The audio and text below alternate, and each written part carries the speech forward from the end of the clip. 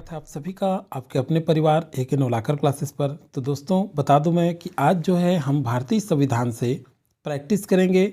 और ये जो क्वेश्चन है, आप सारे लोग का कमेंट आ रहा था सर जीके में संविधान का क्वेश्चन आप एमसीक्यू बनाइए, तो आपके कमेंट के अनुसार मैं ये क्वेश्चन लेकर के आया हूँ। ये सारे क्वेश्चन जो है आपके एग्जाम में पूछे गए क्वेश्चन है, जितने हम लोग कर रहे हैं कहीं ना कहीं आपके एग्जाम में पूछा गया क्वेश्चन है। तो दोस्तों चैनल में नए होंगे तो सब्सक्राइब जरूर कर लीजिएगा। इससे पहले एक महत्वपूर्ण सूचना देना चाहता हूँ, ध्यान से सुनिएगा आप लोग, स्किप नहीं करेंगे क्योंकि स्किप करते हैं तो समझ में आपको नहीं आता है। चलिए, हम लोग आज सुबह एक प्रैक्टिस किए थे हिंदी का, हिंदी प्रैक्टिस सेट 1 था, उसमें 15 नंबर का क्वेश्चन था। ध्यान से सुनेंगे, 15 नंबर का क्वेश्चन था। उसमें पूछा गया था विधवा का विलोम शब्द बताइए, और ऑप्शन दिया था विधुर, ए में दिया था आपका विधुर, और जो है बी में आपका दिया था सधवा। इस तरह से आपका दिया हुआ था। तो देखिए दोस्तों, इसका सही आंसर विधुर है, आप सभी जानते हैं। मैं जानबूझ करके ये आंसर इसलिए नहीं लिया हूँ क्योंकि ये जो क्वेश्चन है व्यापम में, मैं देखा हूँ व्यापम में आपके जहाँ तक के बीएड में पूछा गया क्वेश्चन था, जिसमें विधवा का विलोम बताइए, और ये जो ए ऑप्शन में जो दिया हूँ विधुर, यह ऑप्शन उसमें नहीं था, सधवा था, उधवा था और कुछ था। तो सधवा जो है आंसर लिया जा चुका है, किसके द्वारा? व्यापम के द्वारा। ये मैं अपने तरफ से आंसर नहीं बता रहा हूँ, तो सुधार कर लेंगे आप लोग। इसीलिए मैं दोनों को शामिल किया था, विधुर और सधवा दोनों को। तो आप विधुर ही ले लीजिए, कोई दिक्कत नहीं है। विधुर होता है, हम सभी जानते हैं, लेकिन सधवा आंसर भी व्यापम द्वारा लिया गया है। ये मैं अपने से नहीं बता रहा हूँ, आंसर जो है आपके व्यापम द्वारा लिया जा चुका है। तो कन्फ्यूज नहीं होना है, बहुत कन्फ्यूज होते हैं आप लोग। बहुत सारे लोग कमेंट किए थे, बहुत अच्छा लगा मुझे। कमेंट आप लोग जरूर किया करें। आपको कोई भी डाउट लगता है तो हम लोग अगले वीडियो में उसका डिस्कस कर लेंगे, तो कोई दिक्कत नहीं है। विधुर सही आंसर है, लेकिन अगर दोनों इस तरह से क्वेश्चन दे दिया तो इस तरह से जो क्वेश्चन होते हैं, मैं डिटेल बता रहा हूँ आपको, ये डिलेटेड होते हैं। ये ऐसे क्वेश्चन क्या होते हैं? डिलेटेड होते हैं। देखिए पीएससी में भी कई क्वेश्चन ऐसे पूछा गया है जो बहुव्रीहि समास भी है और कर्मधारय समास भी है, और दोनों ऑप्शन दे दिया जाता है कि बहुव्रीहि है बताइए, कि बहुव्रीहि समास है या फिर कर्मधारय समास है। तो ऐसे क्वेश्चन रिलेटेड होते हैं।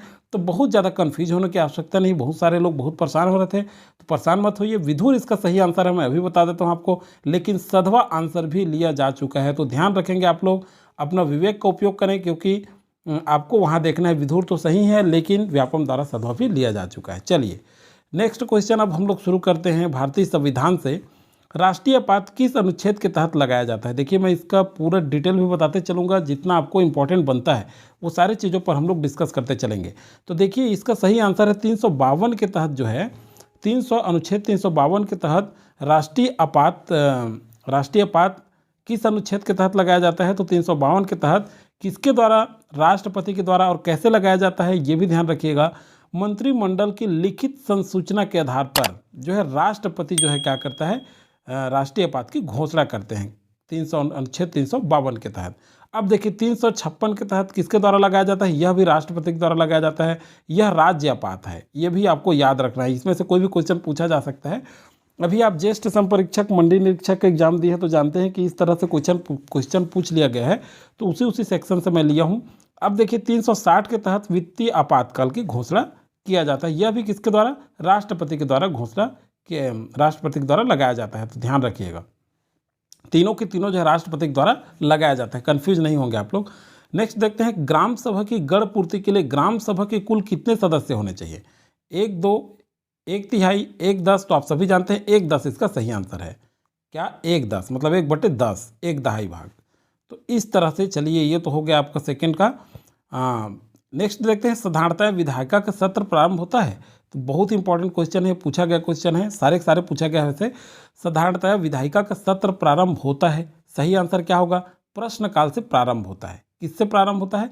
प्रश्नकाल से प्रारंभ होता है, और प्रश्नकाल के बाद जस्ट आता है शून्यकाल। तो इसे भी आपको याद रखना है, दोनों क्वेश्चन बन सकते हैं। नेक्स्ट है, राज्यसभा का पदेन अध्यक्ष होता है? तो राज्यसभा का पदेन अध्यक्ष कौन होता है? उपराष्ट्रपति होता है, आप सभी जानते हैं। दोस्तों आपसे कितना क्वेश्चन सही बन रहे हैं कमेंट करके जरूर बताइएगा कि कितना क्वेश्चन आपका सही हो रहा है, आपका तैयारी कैसे चल रहा है। चलिए नेक्स्ट देखते हैं, प्रथम लोकसभा अध्यक्ष कौन थे? तो प्रथम लोकसभा अध्यक्ष कौन थे? आप सभी जानते हैं, जी.वी. मावलंकर। कौन थे? जी.वी. मावलंकर। नेक्स्ट क्वेश्चन है, मूल कर्तव्य कहाँ के संविधान से अपनाया गया है? तो मूल कर्तव्य जो है कहाँ के संविधान से अपनाया गया है? सोवियत रूस के संविधान से। कहाँ से? सोवियत रूस। चलिए नेक्स्ट देखते हैं, राज्यपाल किनके समक्ष शपथ लेता है? देखिए राज्यपाल किनके समक्ष शपथ लेता है? तो देखिए उच्च न्यायालय के मुख्य न्यायाधीश, मुख्यमंत्री, गृह मंत्री, राज्य सचिव। सही आंसर है आपका उच्च न्यायालय के जो मुख्य न्यायाधीश होते हैं उनके समक्ष जो है राज्यपाल क्या करते हैं, शपथ लेते हैं। नेक्स्ट क्वेश्चन है आपका, प्राण एवं दैहिक स्वतंत्रता का अधिकार संबंधित है।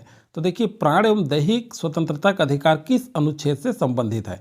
तो इसका सही आंसर क्या आ जाएगा, अनुच्छेद 21। बहुत ही इंपॉर्टेंट है ये क्वेश्चन, बार बार पूछा गया क्वेश्चन है, याद रखेंगे आप लोग इस तरह क्वेश्चन को। नेक्स्ट है, शिक्षा को मूल अधिकार के रूप में शामिल किया गया। ये क्वेश्चन तो अभी करंट पूछा भी गया है। तो शिक्षा को मूल अधिकार के रूप में शामिल किया गया है, ये जो है 86वां संविधान संशोधन 2002 के द्वारा शामिल किया गया है। और इसमें अनुच्छेद 21 का जोड़ा गया और जो है 6 से 14 वर्ष की आयु के प्रत्येक भारतीय बच्चे को अनिवार्य और निःशुल्क शिक्षा का अधिकार होगा, यह भी प्रावधानित किया गया। नेक्स्ट जो है इसमें 51 का भी जोड़ा गया और कहा गया कि 6 से 14 वर्ष की आयु के जितने भी बच्चे हैं उनको शिक्षा उपलब्ध कराना माता पिता और अभिभावक का कर्तव्य भी घोषित किया गया। तो ये सारी बातें आपको याद रखना है। 86वां संविधान संशोधन 2002 के तहत शिक्षा को मूल अधिकार के रूप में शामिल किया गया। नेक्स्ट क्वेश्चन देखते हैं, अस्पृश्यता का अंत। यह भी क्वेश्चन पूछा गया है, किस अनुच्छेद में वर्णित है? तो अनुच्छेद 17 आप सभी जानते हैं। नेक्स्ट क्वेश्चन देखते हैं, राज्य नीति निर्देशक तत्व कहाँ के संविधान से लिया गया है? तो राज्य नीति निर्देशक तत्व कहाँ के संविधान से लिया गया है? तो सही आंसर क्या है आपका, यह जो है आयरलैंड के संविधान से लिया गया है। नेक्स्ट क्वेश्चन है, अनुच्छेद 213 के तहत अध्यादेश जारी कर सकता है। देखिए बहुत ही इंपॉर्टेंट क्वेश्चन है ये। तो अनुच्छेद 213 के तहत राज्यपाल जारी करता है और अनुच्छेद 123 के तहत राष्ट्रपति जारी करते हैं अध्यादेश। याद रखेंगे, दोनों को कंफ्यूज नहीं होना है आपको। 123 के तहत राष्ट्रपति और 213 के तहत राज्यपाल अध्यादेश जारी करते हैं। बहुत ही महत्वपूर्ण प्रश्न है दोस्तों। मैं एक चीज़ और बता दूं, मैं अगर आप शुरू में अगर स्किप कर दिए होंगे तो अभी भी मैं सुधार करा देता हूं। जो हम लोग हिंदी का प्रैक्टिस किए थे जिसमें 15 नंबर का क्वेश्चन था, विधवा का विलोम शब्द बताइए, तो मैं विधवा का विधुर और सधवा दोनों दिया था, इसलिए कन्फ्यूजन में जानबूझ करके क्वेश्चन शामिल किया गया था। व्यापम में बीएड के द्वारा ये क्वेश्चन जो है लिया जा चुका है सधवा, जिसमें विधुर ऑप्शन नहीं था, ये भी मैं आपको क्लियर बता रहा हूँ। लेकिन जो है मैं विधवा का विधुर होता है ये आप ले सकते हैं, क्या होता है विधुर, और सधवा व्यापम द्वारा लिया जा चुका है, मैं अपने से नहीं बताया हूँ। तो विधवा का जो क्या होता है विलोम शब्द होता है ये विधुर होता है, आप ये ले सकते हैं। लेकिन दोनों आंसर ये क्या सधवा आंसर उसके व्यापम के द्वारा लिया गया था, इसलिए ऐसा क्वेश्चन मैं जानबूझ करके दिया हूँ। इस तरह से जो क्वेश्चन होते हैं डिलीटेड भी होते हैं। तो विधवा का विधुर सही आंसर है और सधवा लिया जा चुका है। समवर्ती सूची में सम्मिलित विषय है, तो समवर्ती सूची में कौन कौन सा विषय सम्मिलित है? तो समवर्ती सूची में देखिए शिक्षा क्या है, समवर्ती सूची में क्या शामिल है? चलिए नेक्स्ट देखते हैं, समवर्ती सूची में सम्मिलित विषय। तो समवर्ती सूची में सम्मिलित विषय देखिए शिक्षा है, समाचार पत्र है, जनसंख्या नियंत्रण है। तो देखिए क्वेश्चन आप पढ़ लेंगे, उपरोक्त सभी, ये जो डी है ना आपके सभी सारे आंसर आ जाएंगे, ये सारे समवर्ती सूची में सम्मिलित हैं। नेक्स्ट क्वेश्चन देखते हैं, बलवंत राय मेहता समिति संबंधित है। तो बलवंत राय मेहता समिति कैसे संबंधित है? त्रिस्तरीय पंचायती राज से संबंधित है। नेक्स्ट क्वेश्चन देखते हैं, हाँ एक चीज़ और ध्यान रखेंगे, बलवंत राय मेहता समिति 1957, ये भी सन भी आपको याद रखना है, त्रिस्तरीय पंचायती राज। नेक्स्ट संविधान संशोधन एवं धन विधायक हो गया है, थोड़ा सा करेक्शन कर लेंगे, विधेयक है ये, धन विधेयक के संबंध में सही है। तो देखिए संविधान संशोधन एवं धन विधेयक के संबंध में सही है क्या है? संयुक्त बैठक होती है, संयुक्त बैठक नहीं होती, लोकसभा अध्यक्ष, उपरोक्त में से कोई नहीं। तो सही आंसर क्या आ जाएगा आपका? देखिए संविधान संशोधन एवं धन विधेयक के संबंध में संयुक्त बैठक नहीं होती, तो बी आपका सही आंसर आ जाएगा। नेक्स्ट क्वेश्चन देखते हैं, धन विधेयक के संबंध में सही है, देखिए मैं हो गया, करेक्शन कर लेंगे आप लोग। तो धन विधेयक के संबंध में सही है, तो धन विधेयक के संबंध में क्या सही है? धन विधेयक लोकसभा में पूरा ही स्थापित किया जाता है, सही है। राष्ट्रपति की सिफारिश आवश्यक होते हैं, ये भी सही है। प्रत्येक धन विधेयक वित्त विधेयक होता है, ये भी सही है। तो उपरोक्त सभी डी आपके सही आंसर आ जाएगा, सारे के सारे धन विधेयक के संबंध में सही हैं। नेक्स्ट देखते हैं, हमारे संविधान का संरक्षक है। तो संविधान का संरक्षक कौन है? तो आप सभी जानते हैं उच्चतम न्यायालय। नेक्स्ट क्वेश्चन देखते हैं, संघ द्वारा निर्धारित किया जाता है किंतु राज्य द्वारा संग्रहित एवं विनियोजित, देखिए थोड़ा सा मिस प्रिंट हो जाता है, थोड़ा सुधारेंगे।